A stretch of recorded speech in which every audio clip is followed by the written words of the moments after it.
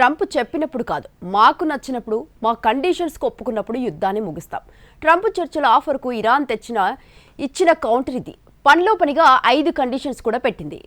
యుద్ధం ముగించాలన్న అమెరికా ప్రతిపాదనను తిరస్కరించింది ఇరాన్.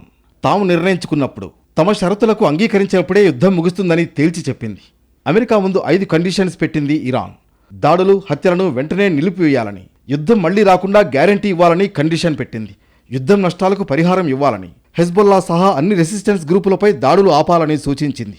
అంతేకాదు, హర్ముజ్ జలసంధిపై తమకే సర్వ హక్కులు ఉన్నాయని, దాన్ని అధికారికంగా గుర్తించాలని చెప్పింది ఇరాన్.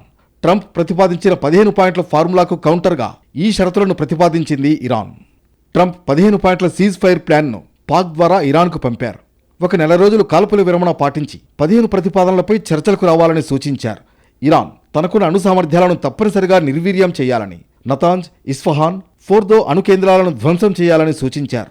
అణ్వాయుధాలు ఎప్పటికీ సమకూర్చుకోబోమని ఇరాన్ హామీ ఇవ్వాలని, ఇరాన్ భూభాగంపై అణుశుద్ధి జరగకూడదని కండిషన్ పెట్టారు. ఇరాన్ తన వద్ద నిల్వ ఉంచుకున్న 450 కిలోల యురేనియంను ఇంటర్నేషనల్ అటామిక్ ఎనర్జీ ఏజెన్సీకి అప్పగించాలని, హర్ముజ్ జలసంధిని తెరవాలని, ఇరాన్ క్షిపణి కార్యక్రమాలను పరిమితంగా చేపట్టాలన్నారు. వాటి రేంజ్, సంఖ్యను తగ్గించుకోవాలని ప్రతిపాదించారు ట్రంప్.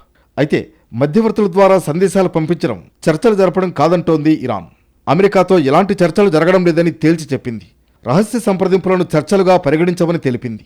అమెరికా తరఫున ఒమన్, ఈజిప్ట్, టర్కీ, పాకిస్తాన్ వంటి దేశాలు మధ్యవర్తులుగా వ్యవహరిస్తున్నాయి.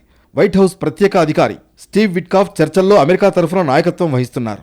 ట్రంప్ అల్లుడు అడ్వైజర్ కుష్నర్ చర్చల్లో చురుగ్గా పాల్గొంటున్నారు. గతంలో ఒమన్ మధ్యవర్తిత్వంలో చర్చలు జరిపారు.